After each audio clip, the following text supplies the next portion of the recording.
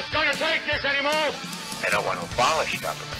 I simply want to reduce it to the size where I can drag it into the bathroom and drown it in the bathtub. You bet I cut the taxes at the top. How dare you? How dare you? Go ahead. Make my day. The Rick Smith Show starts now.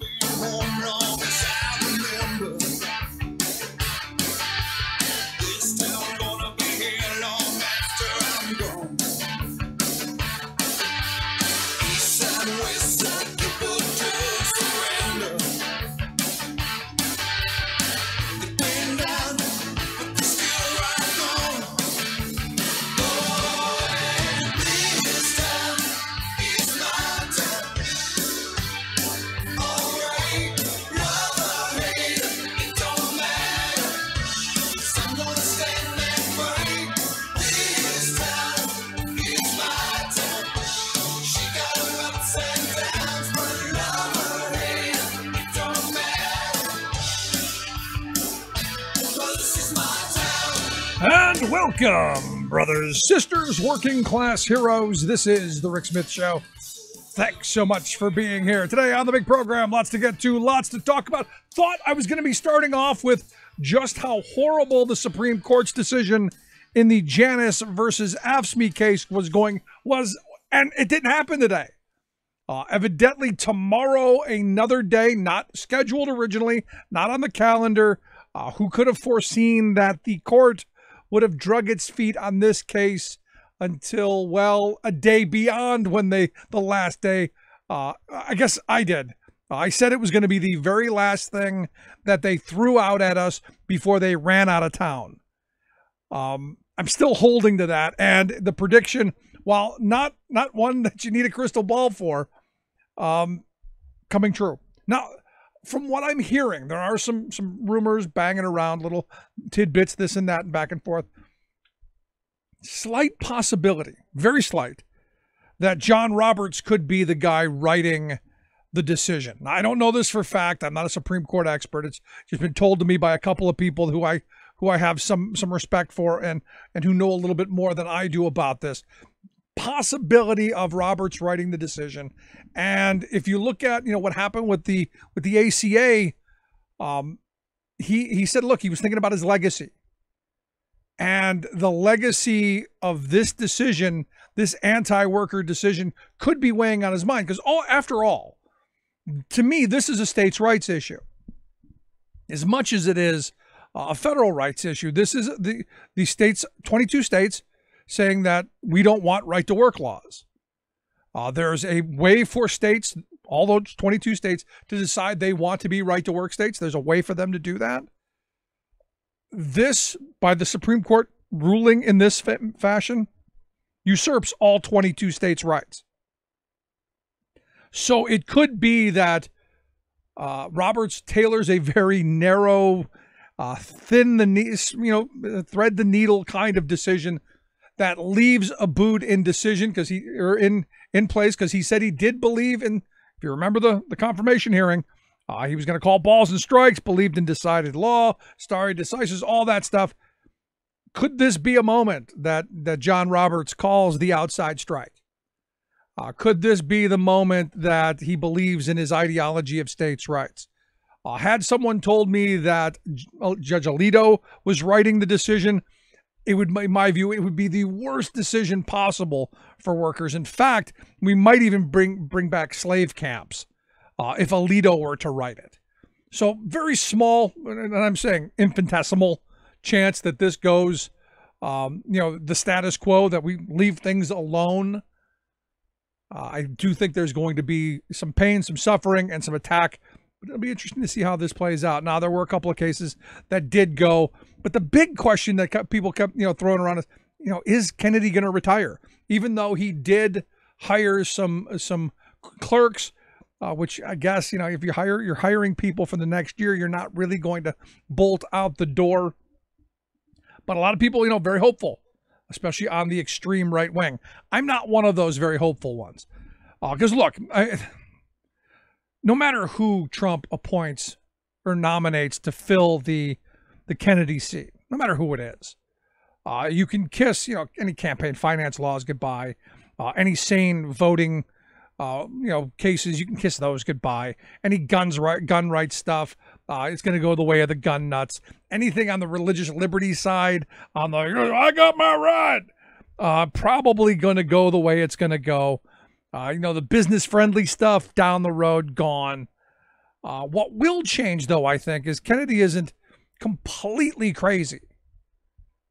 He isn't off the fringe end where someone like Gorsuch, I believe, is.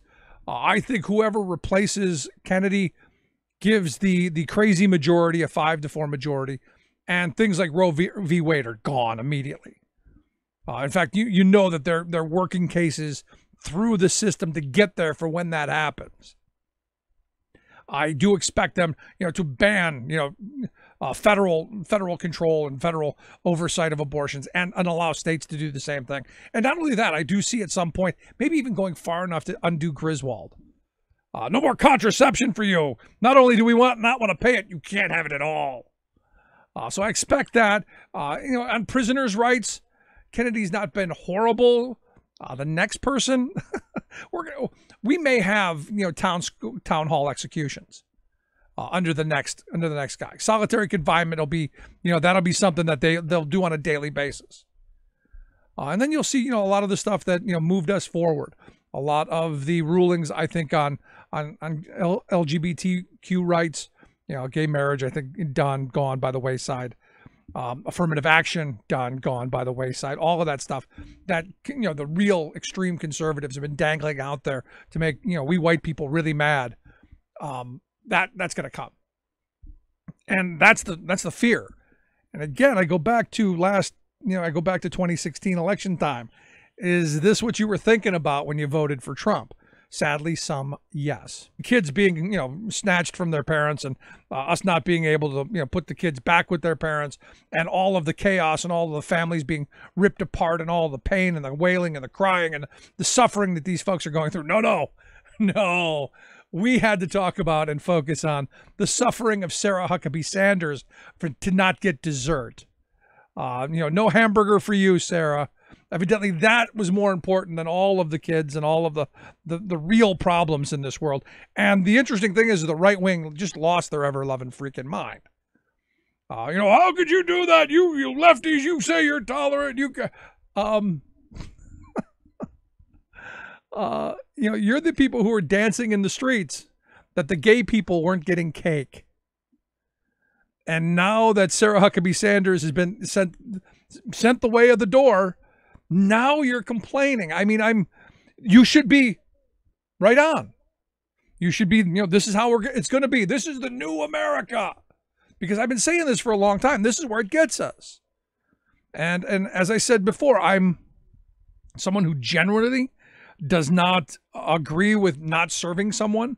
I believe if you open your doors to the public, it's to all of the public. You don't get to pick and choose. If you're a restaurant or a florist or a baker or a candlestick maker, I don't care. You open your doors to the public, you put your shingle out, you put your name in the phone book. It's open to everybody. And while I'm uncomfortable with sending Sarah Huckabee Sanders to the door, I see she's the perfect person to do it to. Simply because she's really the face of all of the ugliness. And you go, why are you attacking her looks? That's not what I'm talking about. Her father is the head of the Christian warrior clan. They're the extreme evangelicals, the anti-gay marriage, the no cake for you people. And you put her, because she got the job because, you put her in as the face of the administration who lies about everything. And she does such a great job of, telling the lies and non-truths in such a way that even she's lying. So she's kind of the face of this. So when this restaurant owner said, you know what, it's my moral conviction that you leave, the right wingers should have been going, good for her. But no, they're saying we want to boycott this restaurant for having the audacity to do what we say people should be able to do.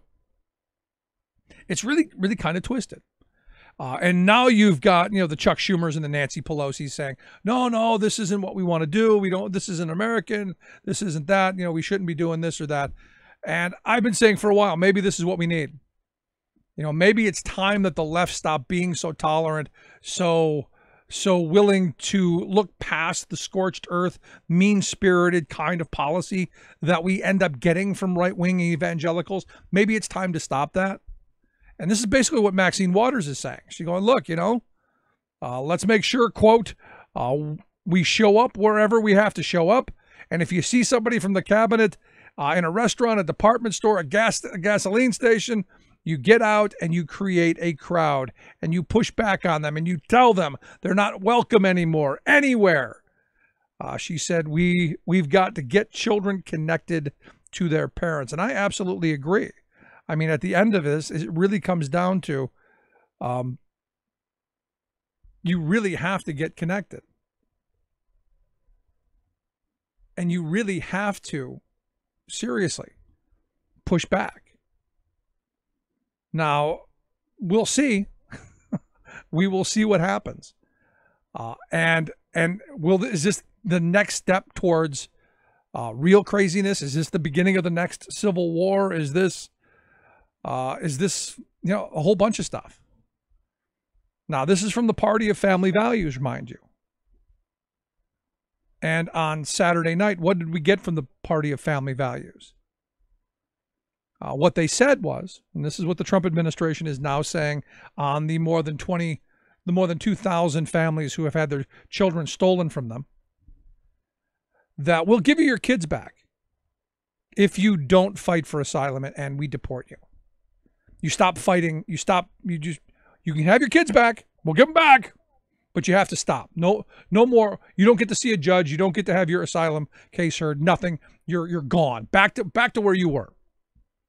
So here's your choices. Go back to where you came from and possibly be killed, or have your kids taken from you. That's it. That's what the Department of Homeland Security said. And you look at it and you go, there's something seriously, seriously wrong. When you're talking about, family values and you're talking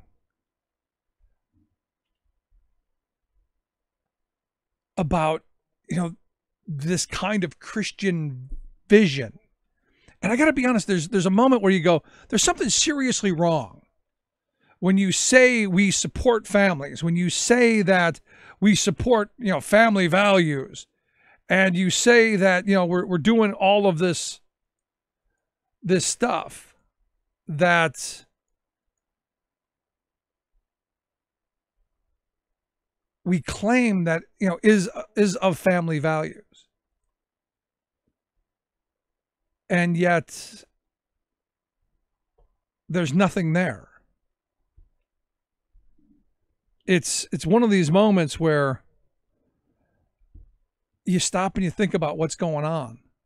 And you say, what kind of family values do our politicians pursue? We have some of the worst policies in the world. It's just crazy. So this is what we're going to talk about a good portion of the rest of the day. Get some thoughts on where all of the Sarah Huckabee Sanders nonsense is. Where are these kids? All of that. Going to take a quick break. Right back. Stick around. You're listening to The Rick Smith Show. We're working people. Come to talk. Own 90% of the wealth. 10% of the people. Own 90% of the wealth. Where do you fit in?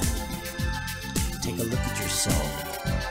10% of the people own 90% of the wealth. Where smart policy and sound investment matters. The Rick Smith Show. I'm Rick Smith, and this is Labor History in 2. On this day in labor history, the year was 1943. That was the day the Smith-Conley War Labor Disputes Act was passed. In the years before Taft-Hartley, it was considered the form of future strikes in seized plants with $5,000 fines and up to a year in prison. And it held unions in war-related industries liable for damages incurred if they failed to give 30-day strike notices. The law was passed just 4 days after miners struck in protest of a war labor labor board decision that denied all of their contract demands. Congress overrode President Roosevelt's veto in passing the act. But critics argued that FDR vetoed the bill over parts that did not go far enough to suppress strikes. President Roosevelt argued for a proposed amendment that would, quote, enable us to induct into military service all persons who engage in strikes, stoppages, or other interruptions of work in plants in possession of the United States. The bill effectively criminalized any worker that dared to defy the wartime no-strike pledge, even as wages and working conditions quickly deteriorated in the face of massive defense industry profits. Miners were outraged by threats of conscription and jail time if they dared to strike. United Mine Worker President John L. Lewis refused to comment on the act, but other United Mine Worker leaders lamented that the bill would hurt AFL and CIO unions. As far as the United Mine Workers were concerned, though, the bill wasn't worth the paper it was written on. The act expired in June of 1947. It was superseded by the detested Taft-Hartley Act. Labor History in 2 brought to you by the Illinois Labor History Society and The Rick Smith Show. There's no one at home, and it was cool. It was just all cool. Now it's over for me, and it's over for you. I believe the world is burning to the ground. Oh well, I guess we're gonna find out. Let's see how far we've gone. Or how far we've gone. How far down the rabbit hole we've fallen. How far back into the Middle Ages we've gone. How bad. How far have we gone off the beaten path? Just how far? You can have your kids back only if you say we're going to drop asylum and allow us to be deported. That is insane to me. But hey, it's the sign of the times, is it not?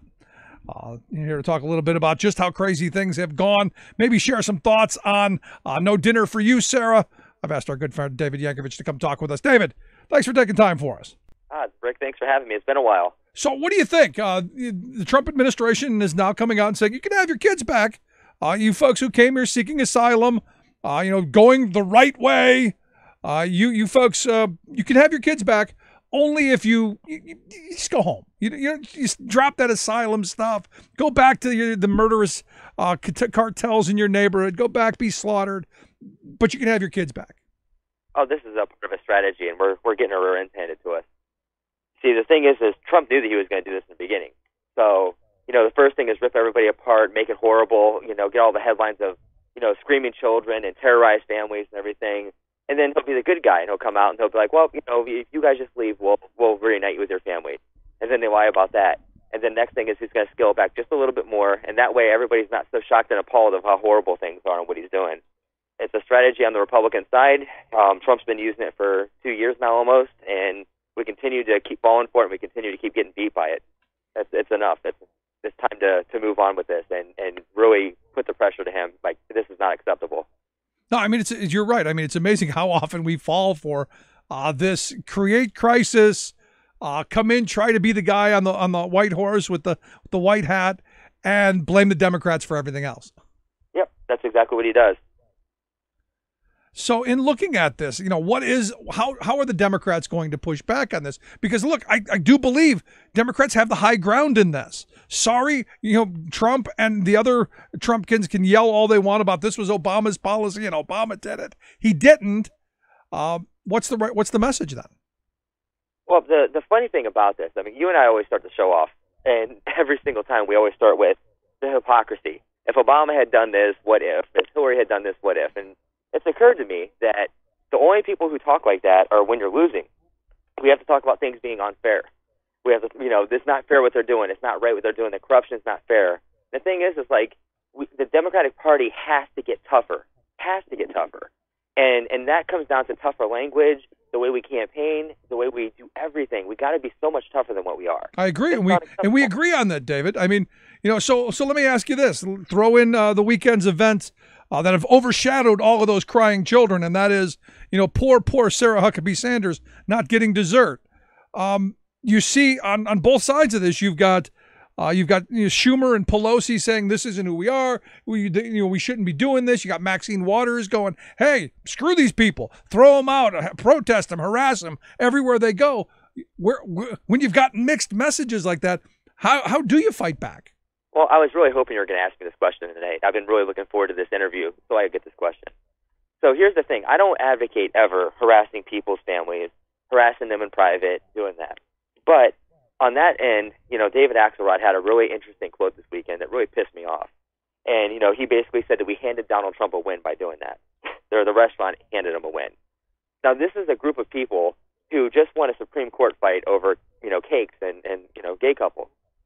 So they have the right to refuse service to somebody and discriminate, but they're so upset that we have the right to refuse service because we think you're a jerk. And you got to be proud of me. I didn't say a bad word. Thank you. I appreciate it because bad words are supposed to be there. And I've said the same thing. And, why is one person's religious convictions different than someone else's moral convictions? I don't see the difference. And the thing is, with all due respect to like Axelrod and the leadership and, everything else, and I really mean this. I mean, I have a lot of respect for what they accomplished. And, when they go low, we go high is a thing of 2016.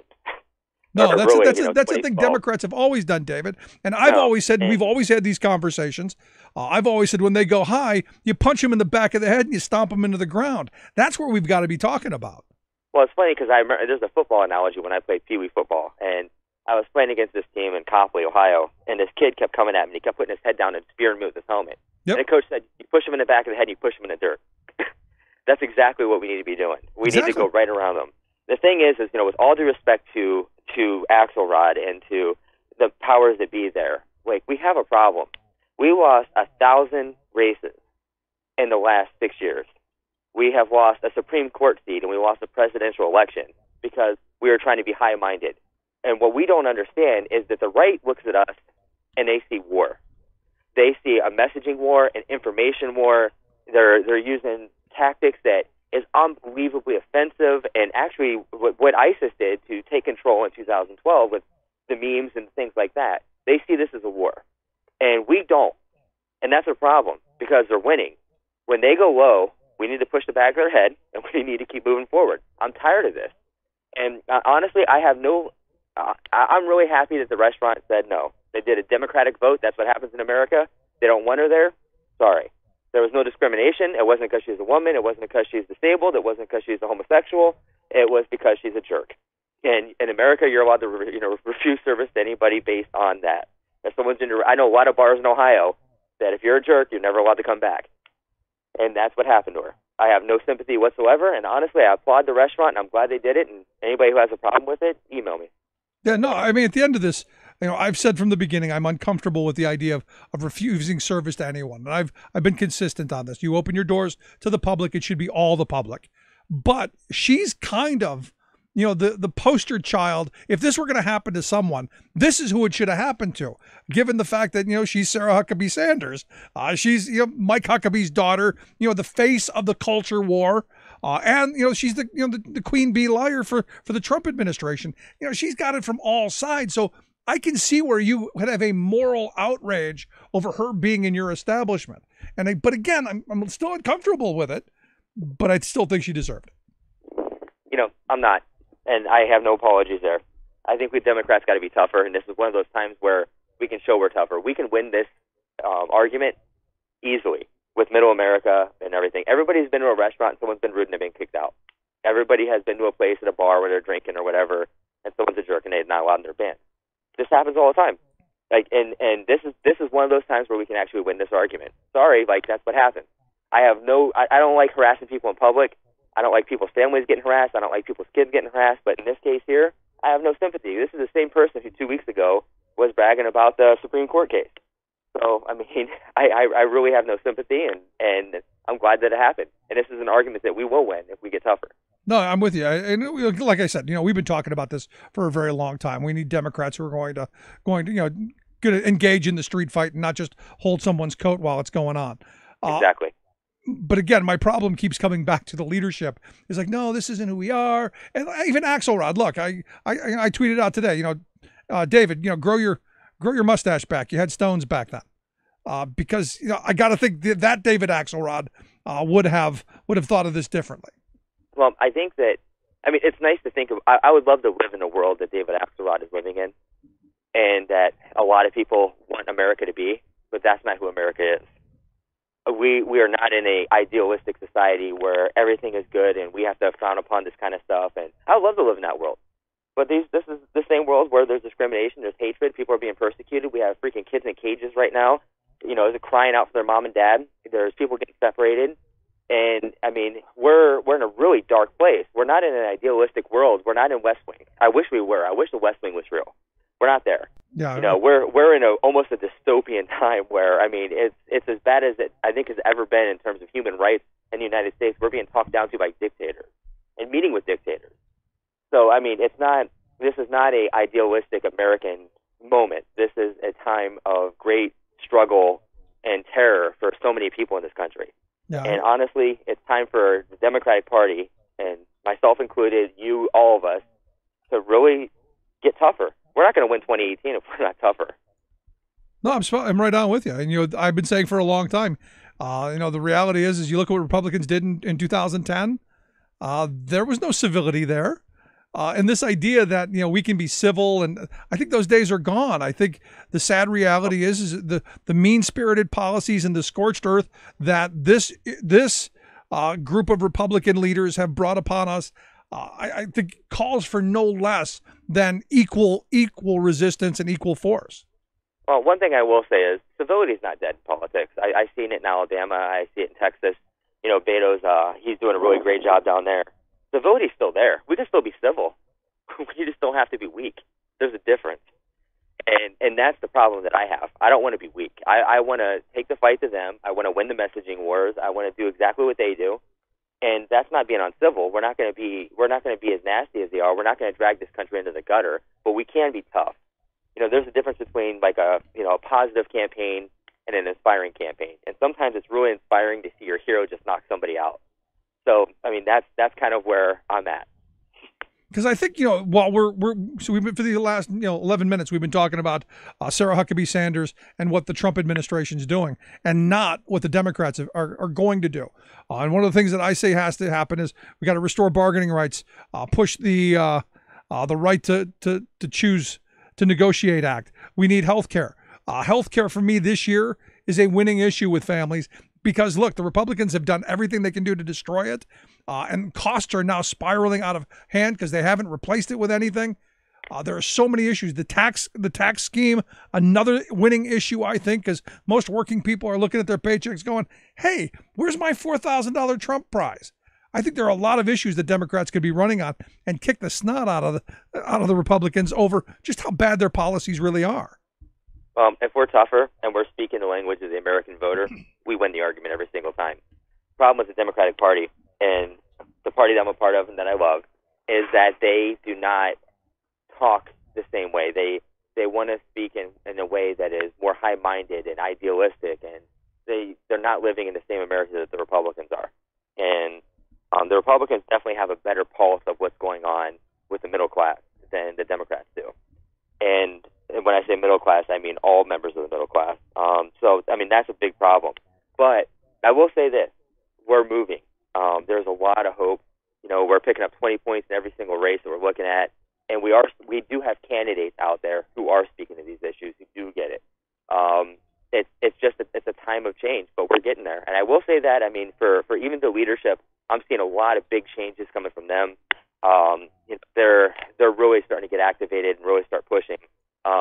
This weekend maybe a little bit backward, but in general, we're really kicking butt. That's a good thing. And I want to throw in, Heather sent me an email saying, could you please correct David in his statement that we lost a Supreme Court seat? We didn't lose it. It was stolen. So a little correction. Well, I appreciate that, Heather, but really we lost it because while it seems like it was stolen, we weren't tough enough to fight back on it. So really we lost that seat because we wasted so much time. But I appreciate the comment, and to me, I'm tired of making excuses. There's no excuses. It's time to win. It's either win or get out of the way. That's what it is. Tomorrow there's primaries all over the country. We're going to see more strong Democrats coming through. I'm really excited for a lot of them. And, we're getting closer. We got 5 months to change the world. What's the top race you're watching tomorrow? Carolyn Maloney. I'm really excited about her race. Brian Flynn, he's on your show frequently. Watching that one. There's a couple different ones. I'm really interested. I'm really interested in these New York races. No, it's going to be interesting to see how they play out. I'm again, being a junkie of this stuff, it's almost like Super Bowl days. Oh, that's for me. That's, every election night is like a Super Bowl to me. I get amped up. I get some special food and sit down and watch the results come in and see which demographic is doing well and kind of crunch the numbers and see who did well and what emotion worked and what message is moving voters. So tomorrow's gonna be really exciting.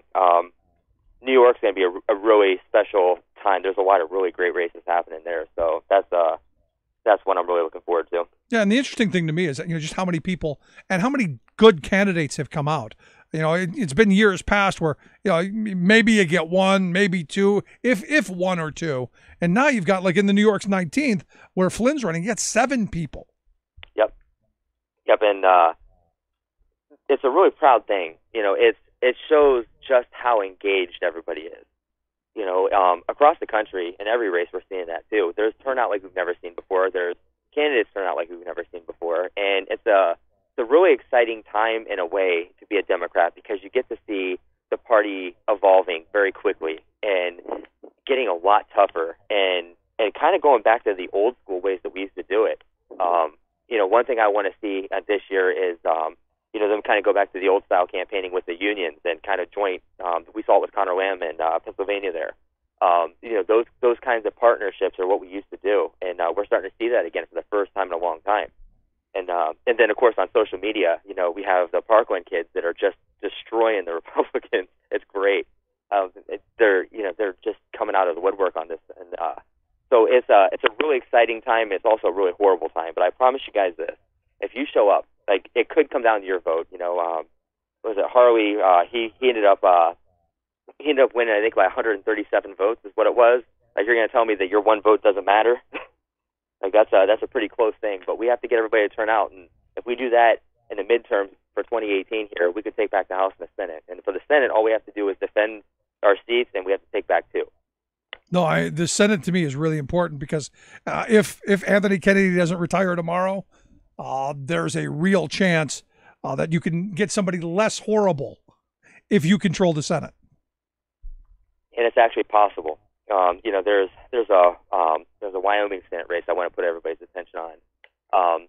If we can swing that one, that's probably one of the most important races in the country, and it's going to come down to those kind of places. We have to take 2 that we weren't supposed to get. That's it, 2, and we have to hold the ones we have. I have faith that we can do that. It's going to be a fight. It's going to be hard and everything else, but I really do have faith that we have a chance to take back the Senate. I feel like we're going to take the House, but I have a lot of faith that we're going to take the Senate. I hope you're right, and it's going to be one of those things that you're right. Got to get out and vote. Got to stay engaged, active, all of that stuff. David, I appreciate the time, the thoughts. Keep up the fight, brother. I appreciate it. Thanks for having me, Rick, and thanks for everything, everyone who's listening. Good stuff. Our good friend David Yankovic. Look, at the end of it, he's spot on. More of a spine and show up. That simple. Quick break. Right back. Stick around. You're listening to The Rick Smith Show. Believe the world is burning to the ground. Oh well, I guess we're gonna find out. Let's see how far we've gone. Let's see how far we've gone. Well, I believe it all is coming to an end. Oh well, I guess we're gonna pretend. Let's see how far we've gone. Let's see how far we've gone. We could turn 10 o'clock, but I don't really know. And I can't remember caring for an hour. I'm Rick Smith, and this is Labor History in 2. On this day in labor history, the year was 1893. That was the day that the Haymarket Martyrs Monument was dedicated at what is now the Forest Home Cemetery just west of Chicago. The Haymarket Martyrs were 8 men convicted of throwing a bomb at a workers' rally in Chicago during the 1886 fight for the 8-hour day. The men were sentenced, although the prosecution had no evidence specifically tying these 8 men to the bomb. Some of them were not even present at the time of the explosion. 4 of the men were hung, 1 died in prison, and 3 were still incarcerated at the time of the monument's dedication. Lucy Parsons, the widow of martyr Albert Parsons, led the statue effort with the support of the Pioneer Aid and Support Association. The monument was designed by sculptor Albert Wienert. It includes 2 bronze figures, a woman depicting justice holding a fallen worker. At the base of the statue are inscribed the last words of one of the martyrs, August Spies. The day will come when our silence will be more powerful than the voice you are throttling today. The dedication of the monument was timed to coincide with the World's Columbian Exposition taking place in Chicago. Thousands of workers marched or took a train to the outskirts of the city to attend the ceremony. Today, the monument stands as one of the most sacred sites of labor. Many other labor and social justice activists are buried or have monuments near the statue. Today, the Illinois Labor History Society maintains the monument. Each year, visitors from around the world come to the cemetery to pay homage to the workers who gave their lives for the cause of labor. Labor History in 2 brought to you by the Illinois Labor History Society and The Rick Smith Show. For more information, go to laborhistoryin2.com. The most important issues of the day. This is The Rick Smith Show.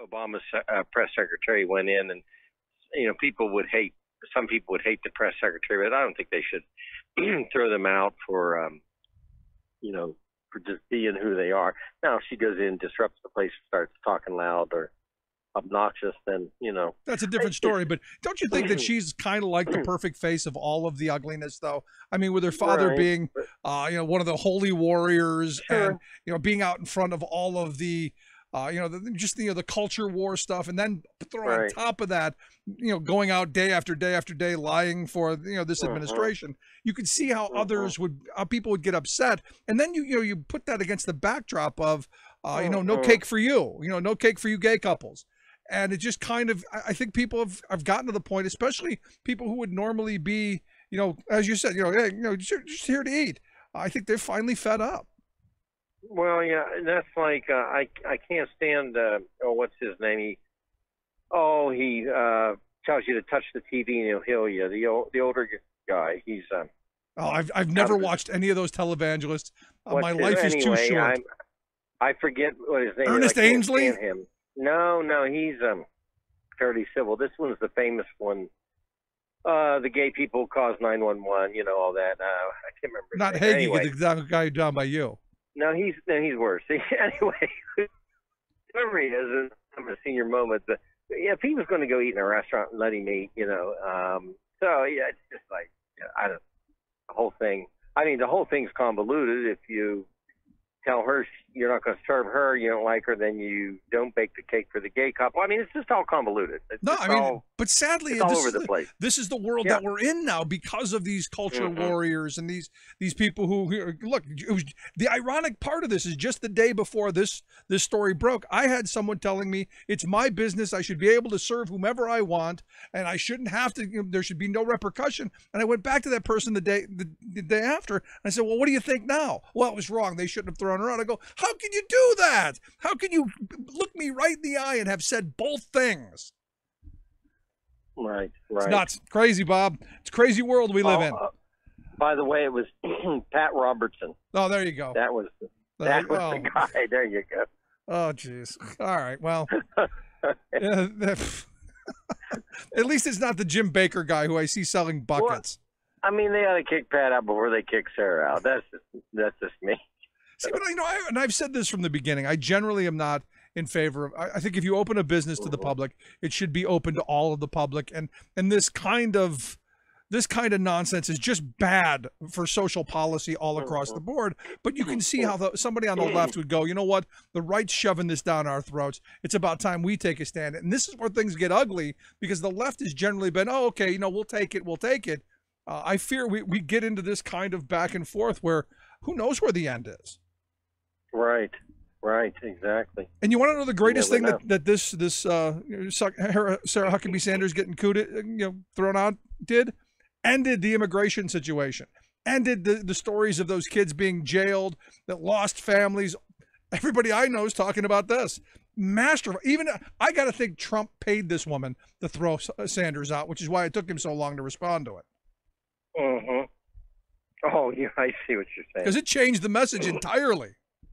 Oh, it did. It's the talk of the town now, right? And, where are these kids? Do we know where they are? I know, Langford said, yeah, we know where every one of them is. Maybe we just don't know where their parents are now. Well, they're hard pressed now to match up some. I can't imagine, frankly, how they didn't take pictures of everybody. You know what I'm saying? In this day and age, right. To be able to match. You can do it with your cell phone. And then you can look back and take the pictures and say whose child is this if they have to do it that way. But wouldn't they have tons of videotape? I mean, aren't they videotaping every square inch of those places? I mean, there's where there's a will, there's a way, Bob. Yeah, maybe not. I mean, because I was covering some stories where they couldn't match people, and one of the kids had memorized his aunt's number or something of that nature. Jeez, that's how they found him. Yeah, so it's going to be tough. Now, there is a rule. I'm curious to see how they do it because of Flores versus Reno, with Janet Reno, but I'm curious to see how they satisfy what they do with that 20-day rule, which means they're either placing them in foster care with a relative or a family friend. Yeah, it's going to be interesting how all of this plays out, because I truly believe Melania's coat. I really don't think they care. Yeah, like I said, they got to follow that rule. That rule's been there forever. Sure. No, I'm with you. But, look, there have been rules that have been around forever that this administration doesn't seem to care about. Why would they care about that one? That's right. Scary stuff. But they will have to do it. Mm-hmm. Yeah, but here's the thing. I mean, did we get an immigration vote today? Because I didn't hear about it. I have not heard about an immigration vote. I know on Friday it was supposed to happen, then they postponed it to Monday. As far as I know, nothing. Maybe there'll be a. Well, I haven't heard that. I haven't heard that there's been one. I was trying to monitor right before your show. Now they may be in tomorrow, possibly. I guess I don't know. Yeah, they're supposed to be this week. They're trying to get the votes. I know that. Paul Ryan is smart enough to know they need to pass a bill. He's smart enough to know that. No, they need something to go back in the midterms to run on. Sure. Even if it's not really great for them. You're right. But will they be able to is another question. Let's move on to the midterms.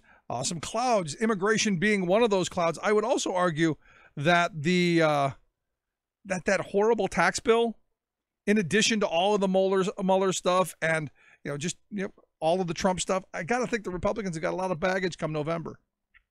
I don't think the tax bill hurts them, but I don't think it helps them. It's not going to be, the repercussions won't be as great because they haven't hit effective this tax year. But so I don't think it helps them, and it hasn't had the effect to hurt them yet, unless somebody can run ads to say specifically, this or that. But immigration is going to be a factor. But there are three that were contained in the story today. One of which was fascinating to me. Well, the first one was, will President Trump do something with the continuing resolution October the 1st that's like way out there, and maybe potentially talk about shutting the government down, et cetera. The second is Mueller, and if Mueller does nothing by the time the election comes, then people can say, well, not people, but Trump would say it's a witch hunt. If he does do something by the time the election comes, then it's a witch hunt, in either way. But Mueller would be a factor. But the one that's fascinating to me is the health care, because the Republicans ran against the Health Care Act and said it was a failure, et cetera, and then came into office and did nothing about the Health Care Act. And now premiums most likely are going to rise, most likely before the election. Yep. And when they do, the Republicans own that one because they were in. They said they were going to do something. They totally control the government, and they didn't. So even with their own base, they'll be hurt. Yeah, but I mean, the rates are going to go up a lot from what I've been hearing. And because of the fact that they haven't been funding certain portions of it and all of the uncertainty and all of the other stuff, they've caused this crisis. And again, I know they wanted to, the death of 1,000 paper cuts kind of thing, but they've caused this. And I'm glad to see that people are waking up and going, it is them. Because I've talked to some people recently who get their health care through the ACA and, are like, just grateful as all can be that they can get it because, premiums are through the roof. Even if it's not the greatest plan, they've got something. And when the Republicans, we're going to replace it, and not with what? There was never a plan of what was the replacement. Pay or die? Okay, well, that's not better.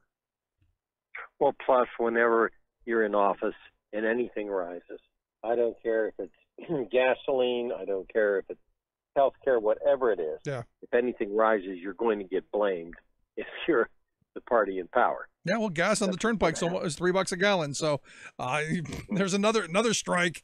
So there you go. Let's move along. Supreme Court today. I thought today was the last day of the session. I thought this was going to be the dump day as the justices all headed out of town. Evidently not. Janus and a couple other cases haven't been decided. The Trump and Hawaii case hasn't been decided yet either. Well, that is interesting. I've been wanting to know what happens as you on Janus, because that's one of the biggest decisions of the last 40, 50 years, I think, and with labor, and nothing did happen, which is kind of strange. Maybe there'll be a bullet dodged on that one. Yeah, I can only hope. And I mean, I heard the rumor that that it's Roberts who is writing the opinion or has written the opinion, which leaves me a slight glimmer, just a small crack of hope, because as he said in his ACA decision, he cares about his legacy. He cares about the future, his future legacy of the court during his term. And this could be massive legacy maker. This could be one of those things in 100 years, like with the Lochner era. This could be one of those cases that creates the Roberts era, where you've got all of this anti-worker, pro-corporate policy that keeps going through, and people look back during the Depression that's coming and go, it was Roberts' fault. Right. It'll be interesting to see if something decent happens on it. Yes, but you did get the a couple of cases out today that I thought were fairly interesting. The one on can they track your cell phones anywhere you go? What do you think of that one? I thought it was good for those who want privacy. Now, I understand a lot of young people don't care about these things because they're used to cameras and used to, the information flow. People older are more concerned, I think, about the privacy factor, although the young should be. But I think it's a good decision because the court now is really kind of the controller of our digital age. It's very interesting. It's not just, what the cell phone companies create. It's what the court says. And I thought that was very fascinating. Cell phones have changed, communications have changed, hard lines were out there at one point in time, and you just can't float a wire forever on these phones.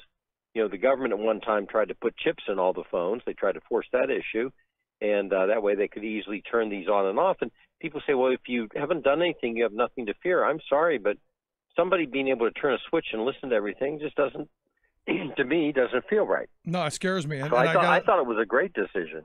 No, I was kind of surprised. I was fully expecting it to go the other way. And of course, the flower decision was interesting, though.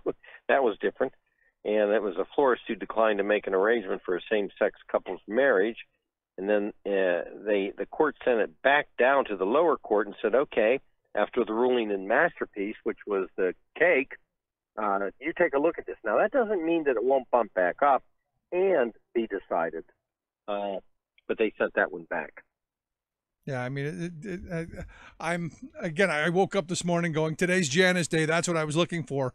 And then these other ones Right. dropped, and I'm going, that's it? Mm-hmm. Maybe tomorrow. We'll never see what know. happens tomorrow. But look, I'll be honest. I was shocked with the with the cell phone case. And finally, the bathroom bill may be back. Really? Do we again? Oh, We're gonna yeah. fight the. Oh, I guess yeah. it's an election year. We got to have something to rise up the dim. So that might be back. Yeah, we're not done yet. There might be a judicial ruling on the Carolinas, of course, with the bathroom bill, and that was a stir for a while. So we'll see what the judicial system does with it, and just hang on. It might become, another national issue again. Well, it is an election year, right? Right, exactly. We need something to keep the dim all knotted up in the panties. Right, away from that, balancing the nation's budget, students, indentured servants to loans. Right. Yeah, We can just talk about bathrooms and Sarah Huckabee and everything else. Yeah, the Kool-Aid of the masses, man. Sad Right. stuff. There you go. Bob, I appreciate the time. Thank you, Rick. Thank you. Have a good Good stuff. Bob Ney, Talk Media News. Quick break right back after this. Stick around. You're listening to The Rick Smith Show. For working people. Come to talk.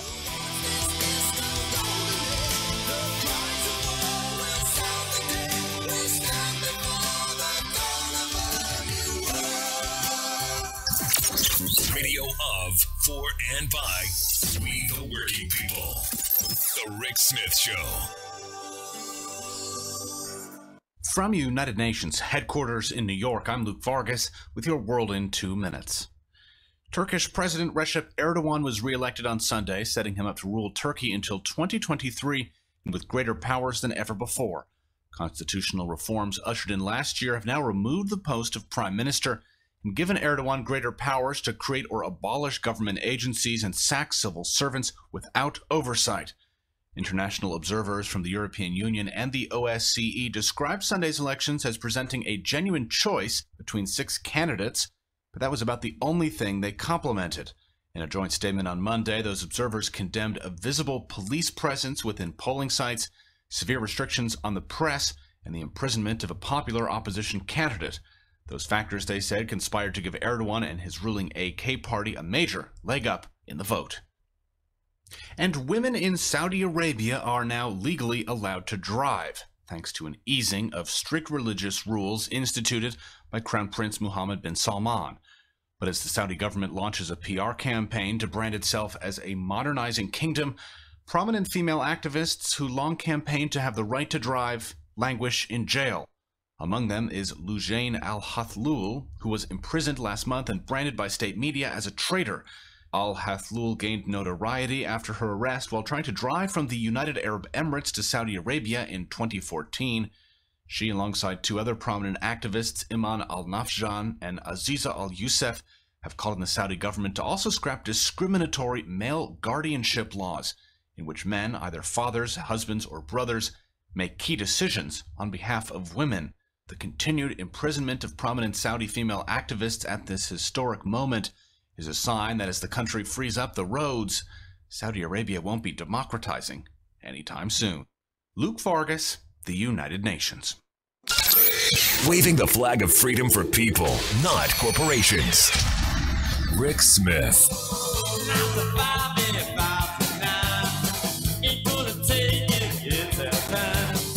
We want the world and we want it now.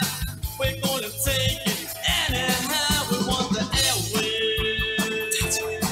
We want the airwaves. That's right. We want the So it's been 6 months since the big tax heist, and we were told, the more we find out about it, the more we're going to like it. That sounds familiar. When it gets into the economy, when people start seeing it in their paychecks, they're going to really love this tax plan. It's going to be great because everyone got something.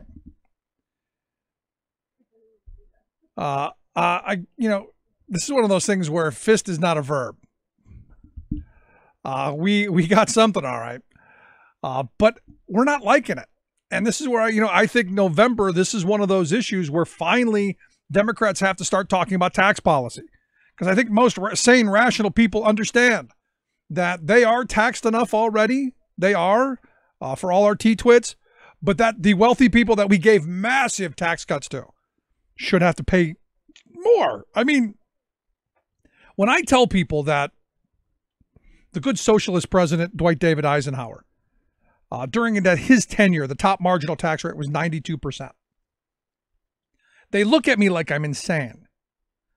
And I say, no, it was 92%. In today's dollars, anyone making over about $1.6 million at that time, they paid 92% on that dollar over $1.6 million.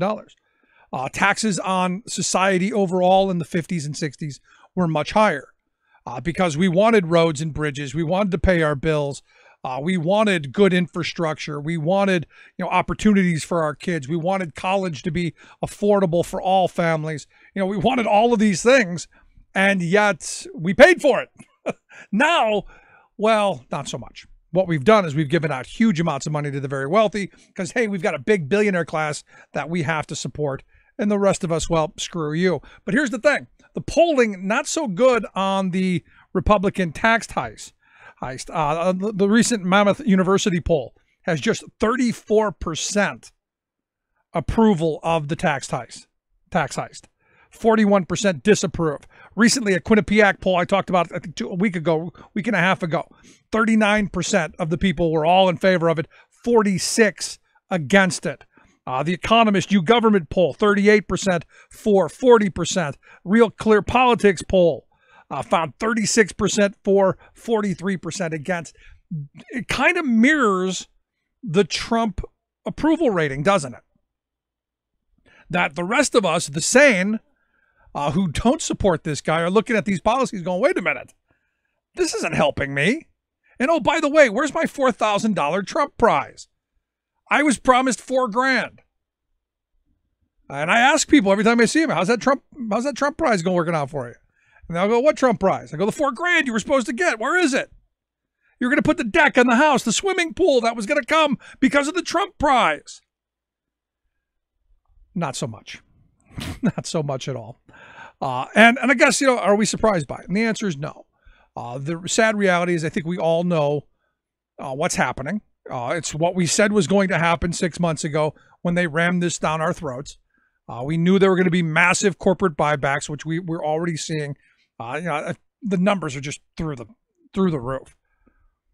What we're seeing is, like companies like Apple, for instance, Cisco, Pepsi, Wells Fargo, Harley Davidson, saying that they're going to have major stock repurchasing plans. And you've also got layoffs, which we kind of said back then because we've seen this movie before. We saw it back during the Bush years. Gave a whole bunch of money away to the very wealthy, let them repatriate a whole bunch of money from what they were hoarding overseas. And what'd they do? They divvied it up amongst themselves and they laid a bunch of people off.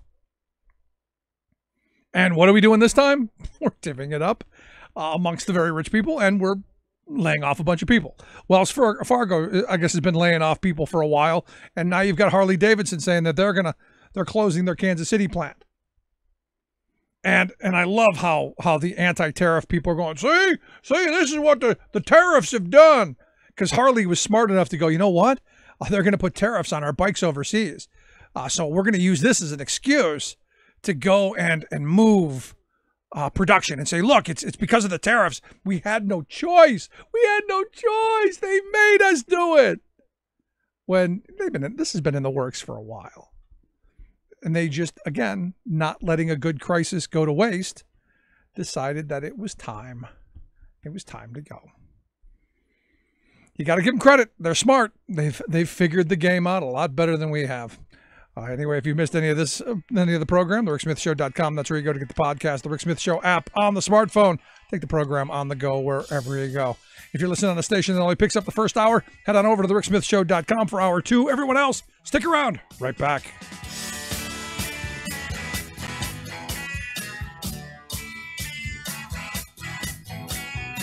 Controversial, thought-provoking, opinionated. Rick Smith. The Koch brothers believe that their great wealth entitles them to rule over the many. So, for decades, they've been running a surreptitious assault on the rules that protect the majority of us from their abuse. From whacking our voting rights to busting unions, their plutocratic intent is nothing less than to pull a coup on democracy, installing a government of, by, and for the super-rich. They've enlisted a secretive cadre of other billionaires who share their extreme kleptocratic belief that 1, property rights of the rich are more important than the people's political rights. 2, that majority rule is not a good form of governing. And 3, that the makers, as the billionaires dub themselves, should be able to overrule collective actions of the lower classes, whom they call takers. They've created a complex, sophisticated web of right-wing front groups that have already corporatized a slew of our most basic laws and institutions. And they've gained a chokehold on nearly every level of government, including our courts and whole states like Wisconsin, North Carolina, and Texas. To carry out their attacks, they've essentially taken over the Republican Party. Even more shocking than the arrogance of this unprecedented power grab by the conspiracy of billionaires is its quiet success. The Koch coup crept up on us because it abhorred publicity and couched each move as an independent effort by a separate group. Then, the conspirators backed the Supreme Court's outrageous 2010 Citizens United decision, decreeing that unlimited corporate spending is allowed because it's, quote, free speech. Only then did Americans begin waking up to the reality that the Kochs were making an assault on democracy itself. This is Jim Hightower saying, to learn more, check out the extensive Koch web files at the Center for Media and Democracy at exposedbycmd.org/Koch. Hightower's commentaries are brought to you by the Hightower Lowdown, the monthly newsletter with Hightower's take on what Wall Street and Washington are up to. For information, visit hightowerlowdown.org. The proud defender of the American dream, Rick Smith.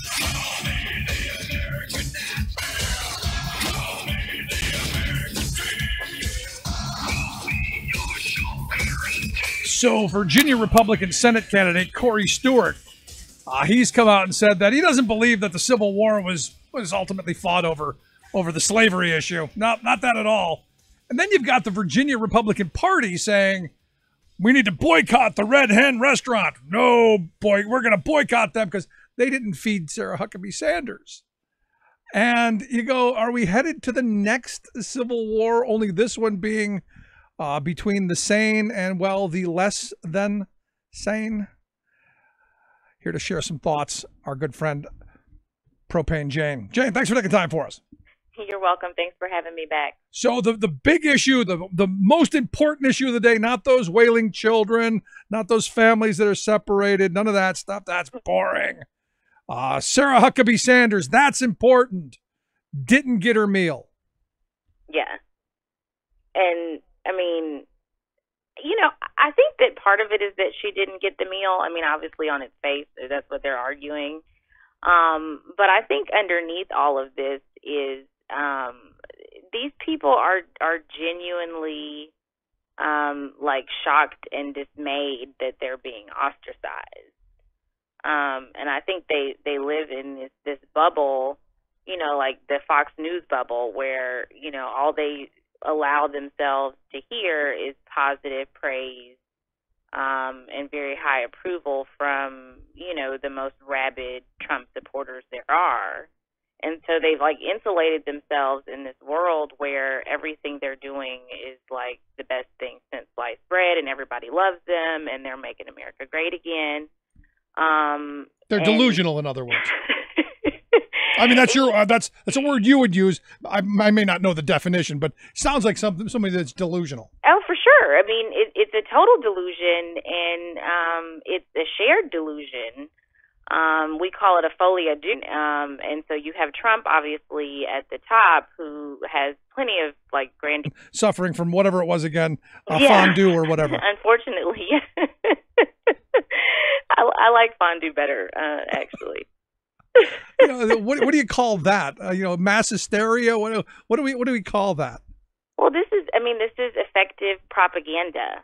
And it is a form of psychological warfare, and that's what's really underneath the cyber attack that was waged on America by Russia and how they did it was basically with these messages that are really tailored to that 34 to 39% that's already been primed by Rush Limbaugh and Fox News, and just this whole echo chamber that is constantly telling them that up is actually down. And when that's all that you will consume, I mean, that's what you begin to believe, whether it's factual or not. You don't really know what the facts are because, anything that's not being said by the people that you consider to be allies is basically, fake news at this point. So when they go out in public and they're actually confronted, with people, with society, with the world around them that is actually, very much dissatisfied with everything they're doing and is horrified actually. And they want to just be civil, quote unquote, when they're actually orchestrating this really major atrocity in human history. But they want people to sort of still treat them the way that they envision themselves. So it's definitely delusional. Yeah, I mean they've got a real bloated self-image, don't they? Yeah. But here's the thing, and this is what bothers me, because I've been saying this for a long time. The right has gotten away with this stuff for years. This kind of bullying, this kind of culture warrior mentality, their mean-spirited policies, their hatred. They've gotten away with it for a long time. And I think what shocked people is someone actually said, you know what? You. Yes, you. Because I said, look, I think Sarah Huckabee Sanders is the perfect face for this, because not only is she, the Liar King's, chief mouthpiece, she's also the daughter of one of the holy warriors, one of the Christian, crusade folks. So, I mean, she's got both crowds. Right. Yeah, for sure. And I think they all enjoy being martyrs. They seize upon these opportunities to really play the victim and to be all shocked, like, oh my gosh, I was just trying to eat, et cetera, et cetera. But, when you see what happened to Miss Nielsen, and she had the nerve to go to a Mexican restaurant, the lady from the Department of Homeland Security. Tone deaf much? It's almost as she almost made a good dining choice in the way that Melania made a good fashion choice. Right. I mean, it's like, it's so absurd that it has to be on purpose, and, I think the public feels trolled in some way and definitely feels like we're being gaslighted. But, they're doing these things that in some ways they really are that sort of privileged and ignorant and insulated and sheltered, to where they think they can do these things and not encounter any consequences and not actually, encounter people who disagree with them. And they want us to sort of be like this, like cowering, we just see them walk in a room and we just bow down and do whatever they want. It's very authoritarian mindset. Right, but we've been doing that, Probane Jane. I mean, the reality is, you go back to Dick Cheney, and someone had said, the Democrats were, trying to put up a front against them, and they asked Cheney, well, what do you think the Democrats are going to do? He's going, they're going to cave. It's what they do. That mentality has been there. I remember 2010 when the rise of the T-Twits and the 912 groups and all these other people who just steamrolled over Democrats because Democrats weren't willing to fight back. It's been happening for years, and I think we've finally hit a moment where Democrats are going, wait a minute, there's not much more room before we're off the edge of the cliff. Yeah, I mean, either, I think the danger for everyone that has a seat in Congress right now is that, everybody will sort of wake up and then just vote everybody out. Like, not even really be discriminatory about it. Just go, okay, throw the bums out. Right, exactly. And I think that we do have that,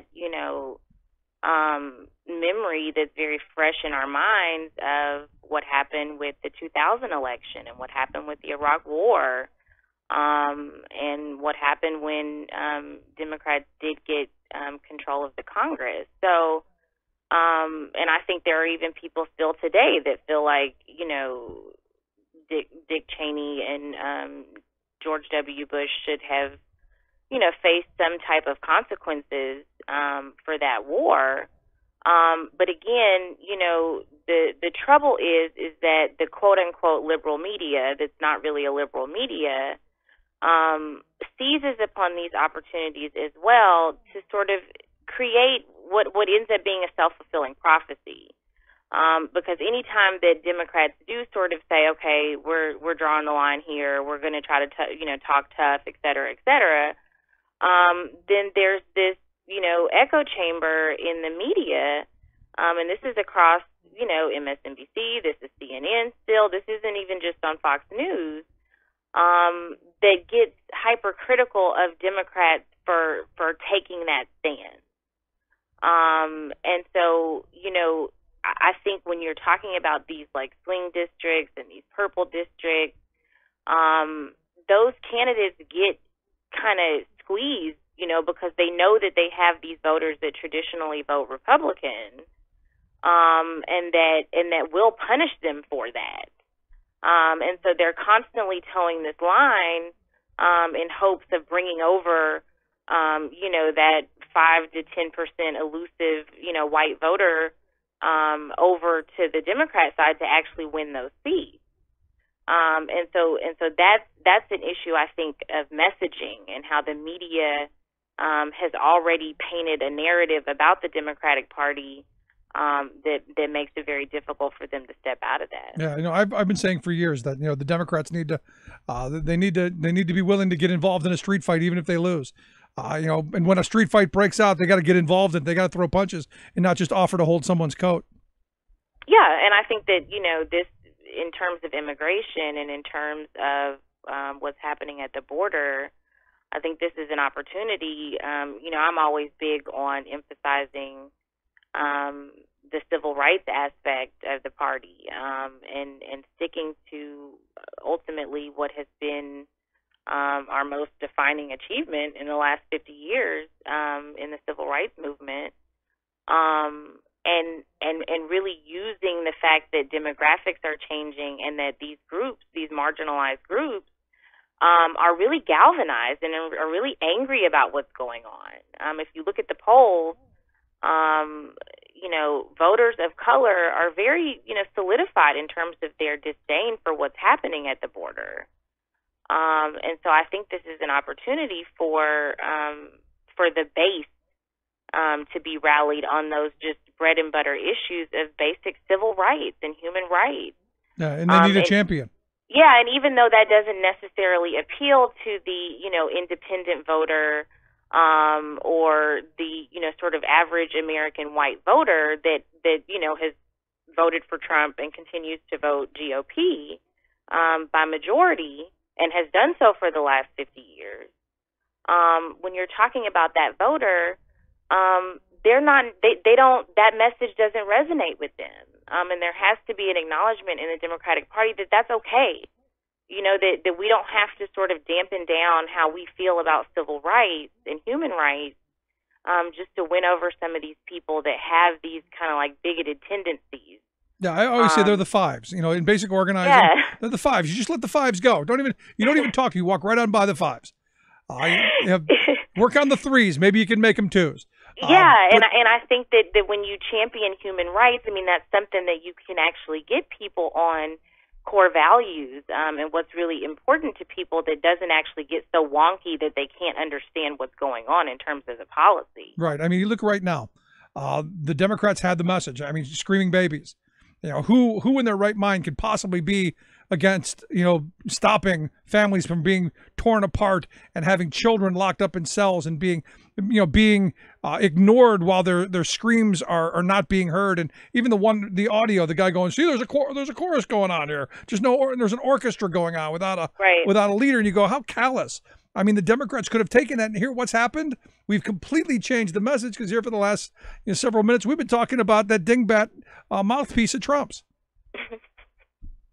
Well, and again, this is again the media. The media chooses what it's going to talk about, and Donald Trump chooses what the media is going to talk about. If he wakes up on whatever given day and goes off on whatever rant he wants to go on that day, whether he's attacking, football players or whether it's some company that he's mad about, leaving the country because they're trying to get away from his tariffs. Whatever it is, he's going to just jolt the news cycle by whatever harebrained thing he's discussing on Twitter. Right. And so that is just a function of the fact that this man is the quote-unquote president of the United States. So whatever he says, no matter how absurd it is, that is going to be the news of the day. Yeah, and the more absurd, the better. Right. I mean, exactly, and this is something that, the average person who's, might be low information can sort of sink their teeth into because it's like your typical reality TV drama. And this is what people have grown accustomed to. But I think that, when it comes to actual elections, and when people sort of can finally train their attention on what's actually happening legislatively, it's going to be really important for the Democrats to be very clear about just where their policy differs. And these are some very clear-cut things. Do you want to put children in cages? Do you want to separate them from their families? Are you literally planning to take their children away from them forever, simply as punishment for coming to the border seeking yes, asylum? That's is that literally answer. what you're going to do? That's what they're going to do. And in fact, on Saturday they said if you want your kids back, the only way you're getting them back is if you leave and you give up the asylum and you just go back. That's the only way you're getting them back. Right, which is atrocious. Which I gotta think is illegal. I'm sorry. I mean, there's all that moral stuff. You go, oh, it's horrible. It's but it's who these people are. There's the other side of this. It's illegal. It's called kidnapping. Yeah, they're literally stealing people's children. And I read a story the other day that this woman has been separated from her child for 5 years, and they basically ruled that, she has no standing. And her, child that's been adopted by some, family somewhere, that they have rightful custody of her child that she gave birth to. And I'm just like, listen, I'm just reading this like, what, where are we? What is going on? See, but doesn't that play into the narrative that Obama did it, Jane? Come on, this is Obama's doing. This is the Democrats' law. Why are we just now outraged about it? Good point. Why is this just now a story that's breaking the? I mean, if Obama was doing this, they would have ran this wall to wall, 24/7, 365. They couldn't wait to jump on something that they thought Obama was doing, wrong. So no, this is a brand new policy that Jeff Sessions came out and proudly declared, yes, we're going to separate families because we think this is a deterrent. We think that if you think your child will be taken away from you and we show you that we are going to take people's kids away from them, that's going to just stop you cold turkey from coming over here. Right. But here's my problem with all of this. As it's been explained to me, these people who have had their children taken from them are seeking asylum, and they came here in the quote-unquote right way. Right. They were trying to come in through the right channels. Yeah. And were turned away time and time again. So these idiotic arguments of, well, my ancestors came here the right way. Not that I know if there's a right or wrong way. I know mine came on a boat. They just showed up. They didn't make reservations. They didn't call ahead. They just showed up. I mean, mine came shackled in chains. Well, so. There is that. Right? I mean, so what are they even talking about? Okay. I mean, ultimately, I think that, you would have to actually, I've had the privilege, I would say, of having some patients who are people who are here because they fled Guatemala or they fled Honduras or El Salvador. And the stories they tell about the kidnappings, the murders, people's, ranches just completely being set on fire. I had a patient a couple of months ago who somebody ransacked his father's home, burned it down, and his father had been missing, and he'd been missing for a couple of weeks. Jeez. And, he was like, at this point, I have nothing else to believe that he's gone at this point, that they've killed him. What else can I think? Wow, that's and terrible. Has no way of finding that. It has no way of finding that out. Yeah, but I ask people, if that were your reality, if that was your reality, what would you do? And I think everybody answers it the way I do. I'd be fleeing to a place where my kids could have safety. Yeah, I mean that would be self-preservation. I mean that's human nature. Which again, for me, and I've been saying this for years now. I mean, you go back to 2010, you had all the Republicans screaming about us giving foreign aid to other countries and spending money abroad. That's the reason we were doing it, to make other places tolerable, so people stayed home. So by you going, we're going to cut off the funding to those places, what ended up happening? Drug cartels took over. The horrible people took over, and now what do you have? You have mass refugee problems. Mm-hmm. Yeah, and so much of that drug war obviously is fueled by America, right? I mean, where are they sending the drugs that they're dealing? So, well, you do need something to get away from this administration. Little reality enhancer. You got to do something, right? Well, this is what people are doing, and so that's like the real underhanded shame of it all. Little self-medicating. I want to get back to somewhere serious, though. I mean, because let's finish up Huckabee Sanders. Are we on the pro no dinner for her or con no dinner for her? Are you on the Schumer Pelosi side of this isn't who we are, or the Maxine Waters screw them everywhere they go, harass the hell out of them? Where do you find yourself? I'm always with Auntie Maxine. All right, so there you go. I want to get back to these kids, though, because, one of the things that's infuriating to me is a guy who I think has probably the second or third most punchable face in history, Brian Kilmeade, said that these are not, like it or not, our kids. Mm-hmm. And I'm trying to figure out, does that mean we don't care about anybody else's kids? Is this the new policy of the U.S.? Because, I look at, you snatch these kids away and there's 2,100 now, and there's, potentially a lot more that we don't know about. What happens to these kids? I said over the last week going, look, are we creating the next generation of terrorists, of people who hate us because of how we treated them? And everyone's like, no, no. I'm going, I don't know. So what kind of problems, if you take a 3-month-old baby, rip her out of her mother's arms, or you take a child, rip him out of his father's arms, what kind of life, what kind of trauma is that for a child? So these children already, the 2,000 that are there, every single one of them is susceptible to a really severe traumatic experience. We're hearing that some of them have been brutalized in some way. They've been forcibly medicated with psychotropic medication. So things are happening them, even just apart from just the anxiety and fear associated with you don't know where your parents are.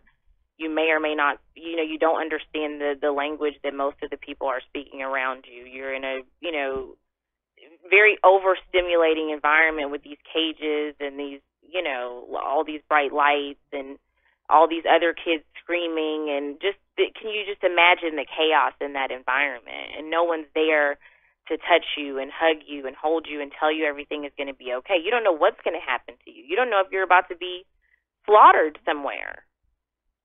And so this is going through, all of the children's mind, no matter how old they are, their brain is processing what's happening.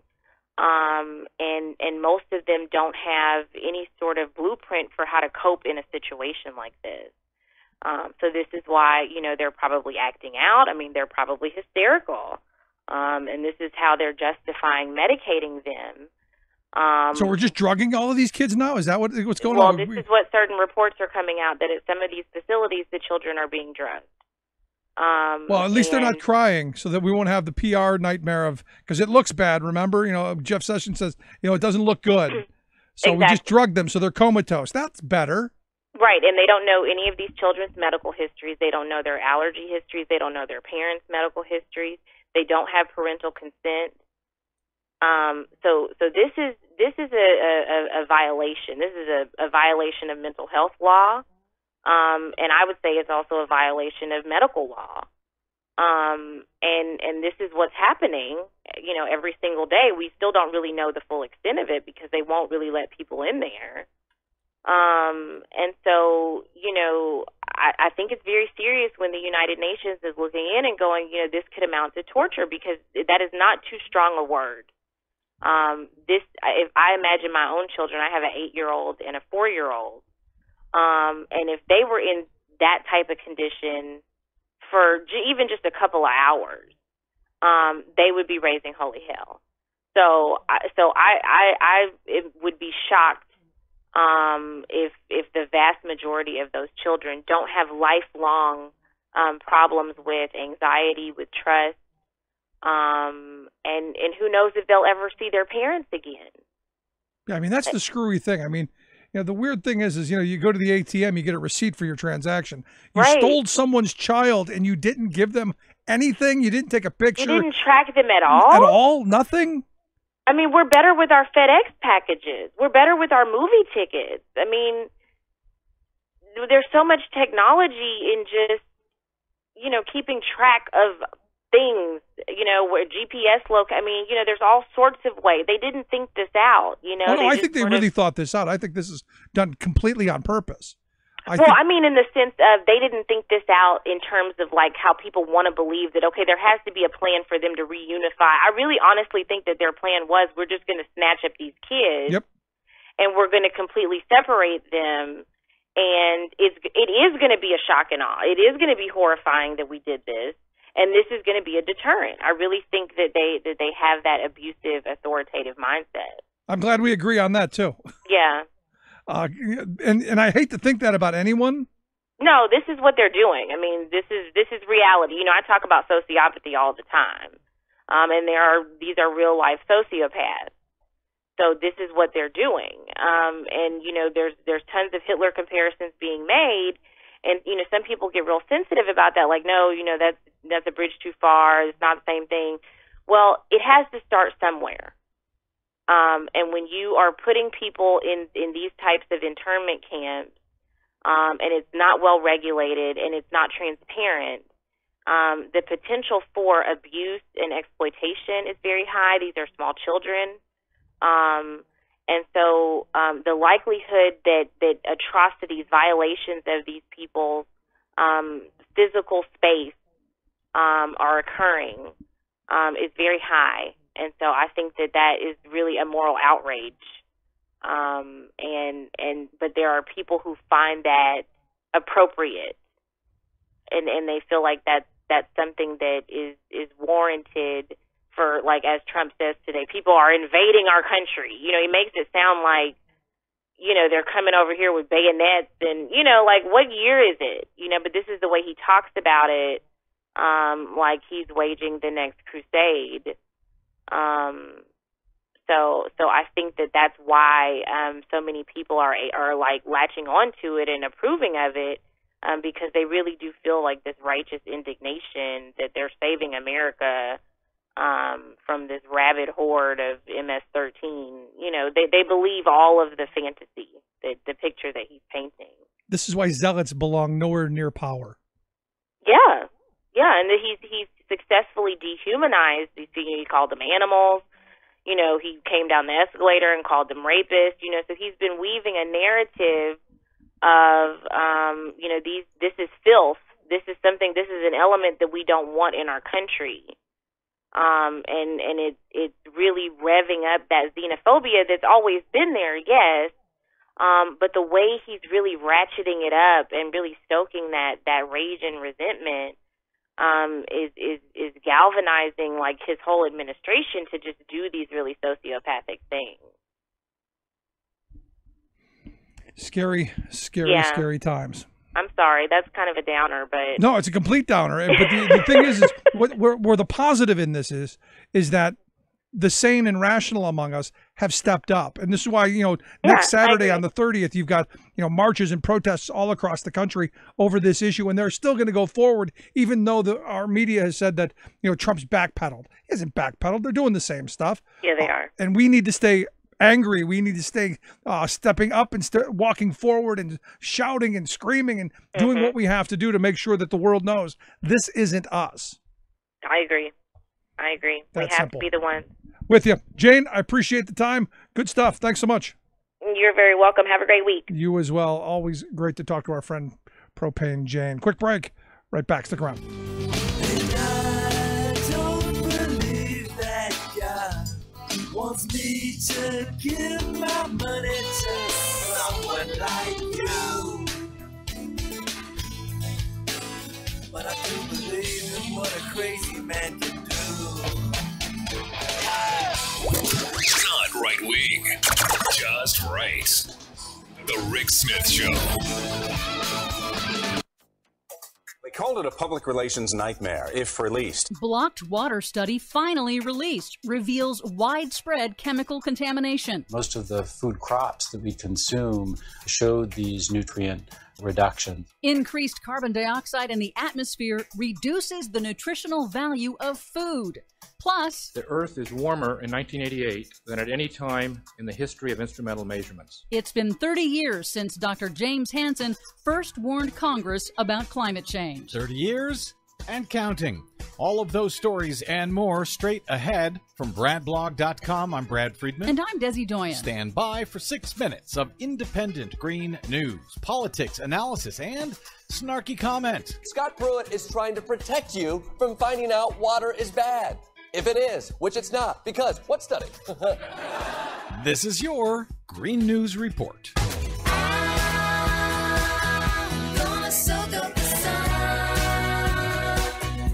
Okay, Desi Doyen, they've been hiding this study for a long, long time for some reason, and then they decided this week, with everything that's going on in the country, would be the week they release it, I guess. Yeah, that widespread water contamination study had been blocked from public release by the Trump administration out of fear that it would cause, quote, a public relations nightmare. And for good reason. The Centers for Disease Control quietly published that study online on Wednesday, and it is not good. As predicted, the study shows dangerous toxic chemicals known as PFOA and PFAS used in nonstick pans and other consumer products are widespread in public water systems and military bases around the country, and the study found those chemicals are far more harmful at far lower levels than previously thought. The study recommends that the Environmental Protection Agency set the safe threshold for these chemicals up to 10 times lower than they are currently. So when they were originally blocking this report, they said it would be a public relations nightmare, but they're releasing it on one of the craziest, busiest news weeks, and that's saying quite a bit, that we've seen in a long time. So will anybody actually notice this study? Probably not. And it's also highly unlikely that any action will be taken by the Trump EPA to address any toxic chemicals in the U.S. water supply. Well, that part goes without saying. Well, this week, the EPA faced a court-ordered deadline to propose new standards for chemical spills from industrial facilities. That was in the wake of a toxic coal ash spill into a West Virginia river back in 2014. The EPA on Wednesday published that regulatory proposal to regulate those chemicals and concluded that no new rules are needed. Of course they did. And President Trump this week rescinded President Obama's protections for the oceans and the Great Lakes that were put in place in the wake of the catastrophic 2010 BP oil disaster in the Gulf of Mexico. Trump's new executive order instead orders offshore oil and gas drilling to be prioritized and calls for more industrial development in and around the oceans and the Great Lakes. He's calling for more industrial development around these precious resources. Indeed, he is. Okay. Meanwhile, a disturbing first-of-its-kind study has troubling long-term implications for the global food supply. Published in the journal Nature, it finds that rising carbon dioxide emissions appear to reduce the nutritional value of food crops. More CO2 does make plants grow bigger, but it turns out that too much CO2 is like junk food for plants, increasing production of simple carbohydrates at the expense of essential nutrients like protein, zinc, iron, and vitamins in staple food crops like rice, corn, and wheat, which are primary food sources for billions of people around the world. So those global warming deniers who said that, well, even if the globe is warming, this will be good because we'll grow more food, plants need carbon dioxide, even if they are right about that aspect, they are wrong that somehow this makes everything better. That's correct. Finally, June 23rd marks the 30th anniversary of the day that NASA scientist Dr. James Hansen first testified to Congress that rising CO2 emissions from the burning of fossil fuels was triggering dangerous global warming. Here's Dr. Hansen's original testimony back in 1988. Our computer climate simulations indicate that the greenhouse effect is already large enough to begin to affect the probability of extreme events such as summer heat waves. Altogether, this evidence represents a very strong case, in my opinion, that the greenhouse effect has been detected and it is changing our climate now. 30 years and millions of dollars in fossil fuel industry-funded denial propaganda later, all of Hansen's predictions in 1988 have proven roughly accurate. In an interview with AP this week, Dr. Hansen said that he wishes he had been wrong. While some actions have been taken and the transition to renewable energy is gaining momentum globally, 30 years later, global warming's impacts are no longer in the future, they are now. For much more on all of those reports and the ones we couldn't get to, please check out our website at greennews.bradblog.com. Don't forget you can download our reports anytime via Stitcher, TuneIn, or iTunes. Find us, follow us, and share us worldwide on the Facebooks and the Twitters at Green News Report. I'm Brad Friedman. And I'm Desi Doyen. And this has been your Green News Report. The more you ignore me, the closer I get. You're wasting your time. The more you ignore me.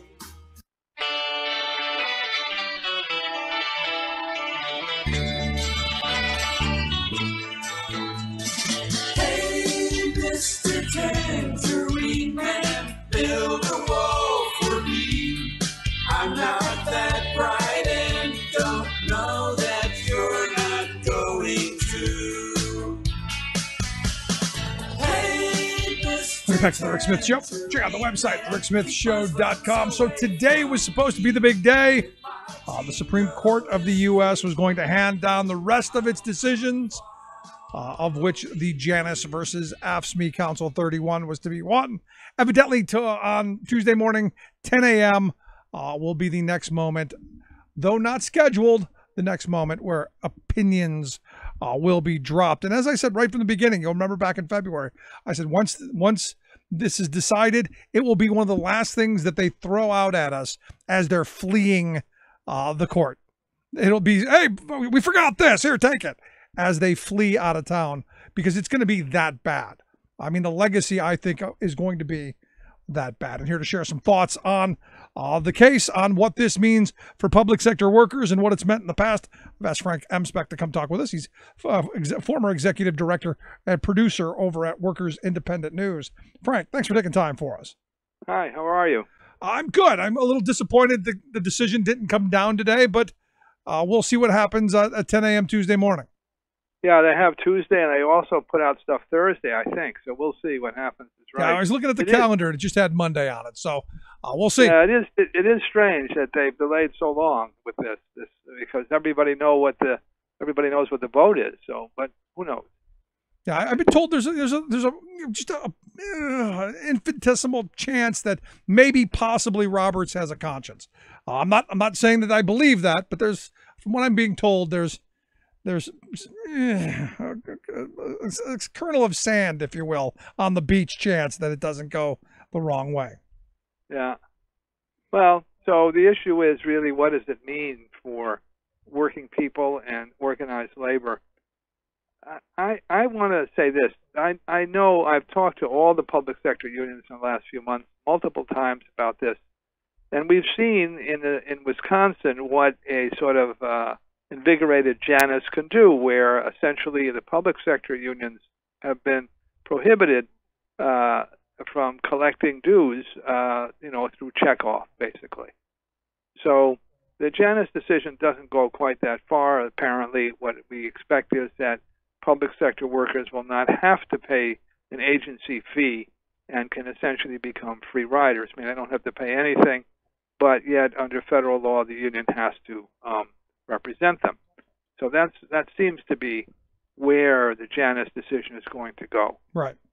So if we can agree on that, the question is, how have people functioned with a Janus-type environment? And I'd like to put this in a historical perspective, because there have been other things that have happened this year in terms like the arbitration decision about last month that the Epic Systems impact. Right. So that decision was basically that you had to, that it was okay for an employer to insist that somebody sign a pre-employment arbitration agreement, that you have to accept arbitration by the company of any dispute, or else you don't have to get hired. And we tried that here in Wisconsin. There was a company that was hiring. We had somebody go through the procedure, and at the end of the online application, it says, do you agree or don't agree? And if you say you don't agree, your application disappears. So this isn't a question of choice here. If you want a job, you have to agree to arbitration. Sure, and it's even worse than that, Frank, because there have been places where even if you've been an employee for 20 years, the lawyers have walked in and said, sign this or there's the door. That's right. But in the absence of a contract, you are basically an employee at will. Right. Which means you can be gone at will. Now, the last time this was the case was 1928, when you had something called the Yellow Dog contracts, which were eventually outlawed by something called the Norris-LaGuardia Act about 4 years later.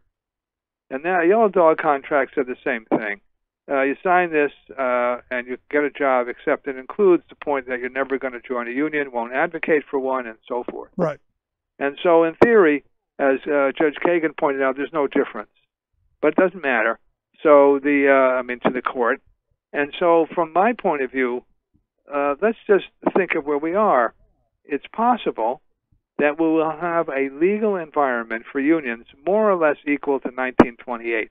Yep, and this is what I've been saying. I said, can we now agree the New Deal era of labor peace is over? Well, I didn't think there was peace. So let me say a couple of other things about where we might think about this mentally. For years and years and years, the AFL-CIO and most of the unions said, criticizing unions in Eastern Europe and in China, that they're not real unions because they're dependent upon state support and state sanction.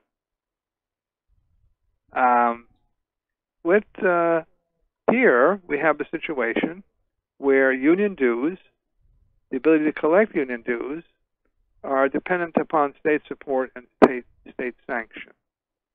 And so the point is that maybe we're back in a situation, if we're going to have real independent unions that represent the people that are members, that we in fact cannot be dependent on state support and state sanction in order to be able to do our job.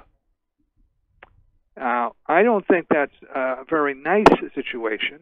It's certainly not an easy situation. But it's a situation that many, many unions are already experiencing in this country. Right.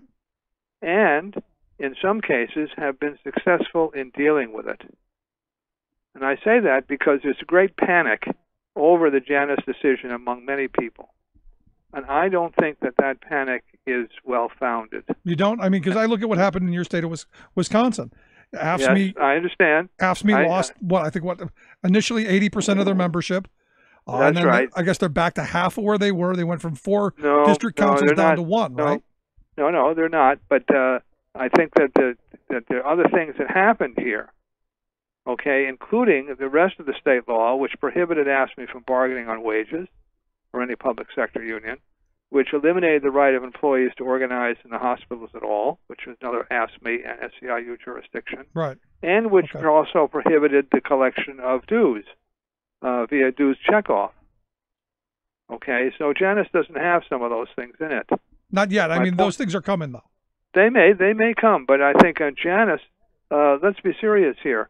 None of the public sector unions in the South have the right to collect dues. Many of them don't even have the right to exist, like in North Carolina, but they exist.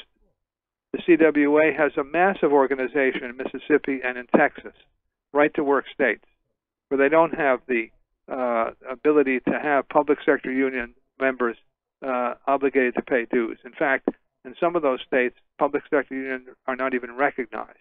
And yet, they have forced the state of Texas to meet and confer.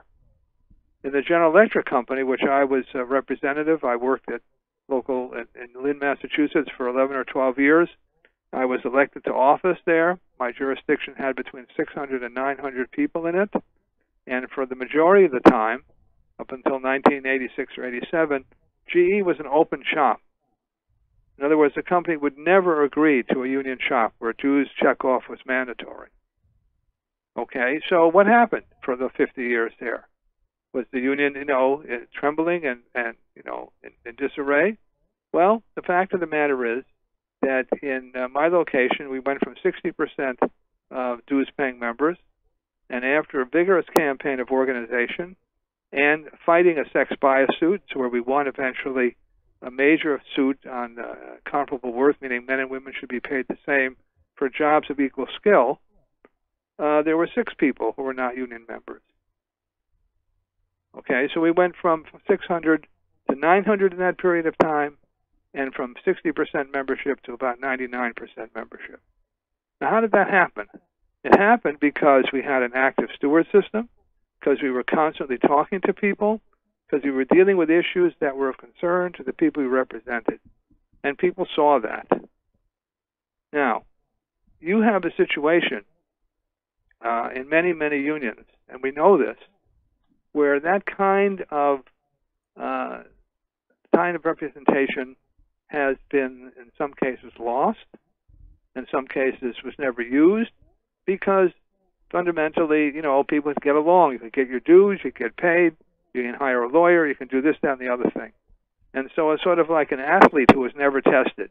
And then all of a sudden you're tested, you're going to collapse. And I think that what we can see here, what we know from our history, is if the union is forced to become independent and dependent on its members and on our intelligence to do things, and less dependent on arbitrations, lawyers, and the whole bureaucracy, you can accomplish a tremendous amount in the workplace that workers can see. I'm not talking about revolutionary change here. I'm talking about getting the senior qualified person to get the job that they deserve. I'm talking about scheduling so that you don't have craziness going on.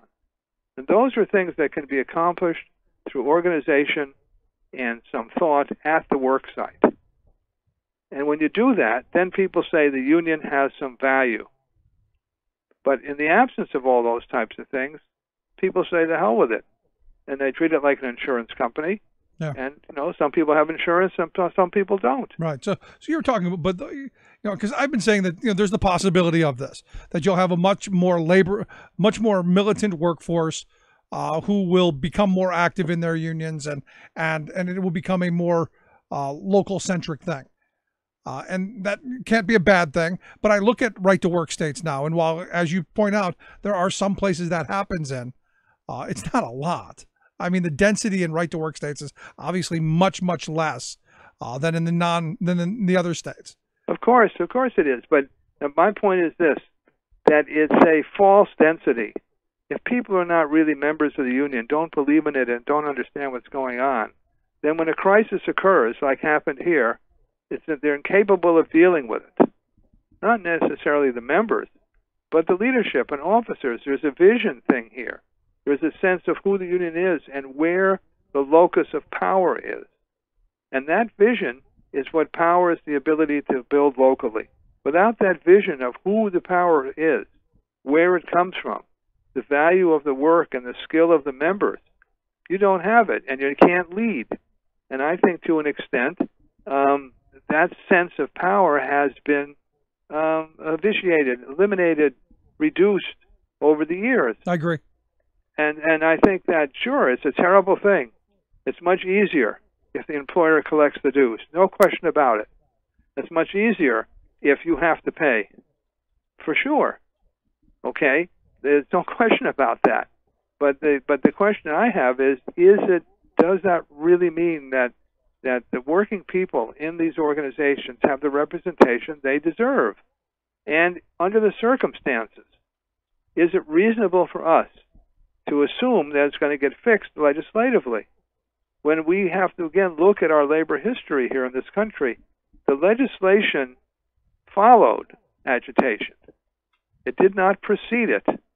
In the state of Wisconsin, you had the Municipal Employee Labor Relations Act, which dealt with teachers, and then you had the State Employee SELRA, same thing, after all kinds of upheaval. And finally, the powers that be said, we can't take this anymore. Every September, we're not sure which school is going to open. Right. Well, this is what I've been asking. Is this what we're going to be going back to? Is this, is this the end of that labor piece of the New Deal? Does that end and we end up with... That's right. And you have to say, was the labor movement stronger or weaker when it had to do that?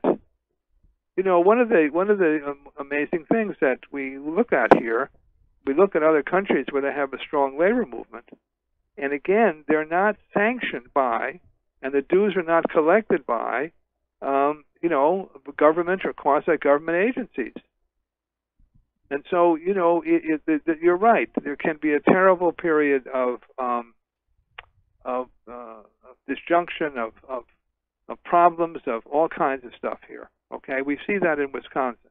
No, I mean, I look at Oklahoma. I look at West Virginia. I look at places where the public sector workers don't have the ability to bargain for this stuff, and yet they rose up and shut everything down. And I keep asking the question: Is this what the future is going to look like?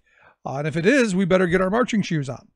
Well, I think it is. I don't think we have any choice. It's not that these are wonderful things.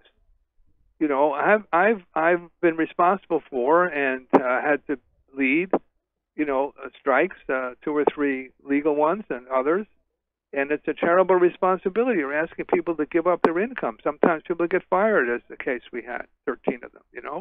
This is not something that's such an easy thing to do, or a desirable thing to do in a civilized society. Right. But if we're saying, what are we going to do here? What kind of leadership do we need? What kind of vision do we need? Then I think we have to begin to say that working people have the ability and the intelligence and the ability to strategize, to speak and do things for themselves. And that if we don't do that, we become dependent on complicated political deals with people we don't like, and cannot really speak from the heart for many of the people that we represent. So let me ask you a last kind of line of question, because I look at where we are and the leadership that we have. Do you have any faith that this leadership is going to move in that direction? I know AFSCME's been doing a ton of internal organizing. I know SEIU's been doing a lot of the same with a lot of cost cutting. I know there's talk of a merger between AFSCME and SEIU that's been banging around for a while. Do you have any faith in the current leadership to do what it is or understand what it is you're talking about? Well, yes and no. I mean, I don't have to raise money anymore from people that I might have to insult, but yes and no. There are several unions that have a really deep understanding of organizing, and there are several divisions within certain unions that do, even if the national leadership is unclear or not prepared. I mean, you're talking about people who have been formed in a legal and political environment for 40 years here, maybe longer. And so for all of a sudden to expect that that group of people is going to suddenly become completely different, I think is unrealistic. Again, in our history, it has always been the replacement of people like that, like in the 30s, with a whole younger group of people. Most of the organizers in the Congress of Industrial Organizations in the 1930s were in their 20s. Okay, in 1932 or 1938, let's say, or 1936, when the United Electrical Workers was formed, one of the oldest officers was my father. He was 30. Okay, and so I think that we're seeing the same thing. No, you're right. We're over the country, you're seeing younger people in one form or another with the Fight for 15 or all kinds of other stuff stepping forward and saying, well, we need to do it a different way. And they're struggling to do it, and we have seen victories. I'm not saying that it's desirable to have a situation where unions are bankrupted, staff are fired, a whole series of legal decisions are thrown out, where you have continuing attacks on the basic OSHA standards in this country so that people can go to work and not die. I don't think those are good things. Yeah. But since we're faced with a capitalist class, which is class conscious and short-sighted, go after the worker as the way to get profit, go after the worker short term in order to get the stock price up, then working people have to have a vision beyond that. And that vision is that we're going to build our own organizations and fight for the things that we actually have to have, not just employee assistance, when you're laid off, but the right to demand that the companies just can't move when they feel like it. which is the case in many other countries of the world. Why does that happen? Well, it happens in France because the workers at Goodyear seized the plant and imprisoned the managers for a couple of weeks. They didn't win everything, but they won 4 or 5 more years of production there. And I think that we have to begin to say that working people can speak for themselves, and we have to do that. It's not easy. And having been in through some of this stuff, believe me, it's not easy. I don't think this is some prescription from afar here. If you don't speak to people that you represent and talk honestly about both the problems and the challenges that we have, then you're not going to get anywhere. And when the push comes to shove, you'll get shoved out. But if you do speak honestly, and people can come back and say, okay, I understand what's at stake here. I understand what we have to do. Let's go do it. Then you've got something. That's what happened in West Virginia. That's what happened in Oklahoma. That's what happened in Arizona. Maybe in Colorado. We'll see. It's going to be interesting. But initially, the top leadership of these organizations in Washington wasn't jumping on the bandwagon. No, and you're absolutely right. I mean, Oklahoma, the guy who started it told me the unions were actually, trying to block every move they made to go on strike. You're absolutely right. Look, I mean, you can watch the video that one of the videos we made here called "Divided We Fall" by Catherine Acosta, and you have a situation where the union leadership was basically caught flat-footed for a whole variety of reasons, which is in the video. I mean. One of the things that was most amazing and why we have the challenge we do is that while there were 80,000, 90,000 people standing around the state capitol here, there was no union out there with a sign-up sheet. Yep. No, I was there. I remember. know that. You were here. You saw that. You heard, or you didn't hear because it didn't happen. You didn't hear the American Federation of Teachers, which represented administrative staff in the state, many of whom worked within about 200 yards of the state capitol, suggesting that people take a long lunch. Nope, you're absolutely right. And there's a lot of work to be done. There's a lot of things we need to be doing, and this might be, you're right, this might be the thing that wakes us up. Frank, I appreciate the time, man. Great talking with you. All right. Thank you very much. Have a good day. Good stuff. And no, look, this is the way they go. This is the only way that's left once this decision happens. It's the only thing. It's the only path forward. And he's spot on, dead right. It's going to come back to people organizing at the bottom. It's going to come back to you and me and your coworkers standing up and saying, together we're going to change things, and becoming much more militant. I've been saying that for years. The idea that we need a much more militant working class is front and center. And the current leadership with AFSCME, SEIU, AFT, NEA, do they have that in mind? Is this where they're going to take their organizations? I don't know. We will find out, especially after the decision comes down on Tuesday morning. We will see what happens. It's just one of those things that, again, forced into it, no choice, no chance, stuck in the corner. We will see. Anyway, if you missed any of today's program, thericksmithshow.com. That's where you go to get the podcast. The Rick Smith Show app on the smartphone. Take the program on the go, wherever you go. And as always, you can email me, Rick, at thericksmithshow.com. Thanks for being here. You've been listening to The Rick Smith Show. Together, we can make America better. Email Rick at thericksmithshow.com or interact with us anytime at thericksmithshow.com. Until next time, this has been The Rick Smith Show, where working people come to talk. Its color like tides flood beneath the lunar sway, imperial, mysterious, in amorous array. Democracy is color, T-U-S-A.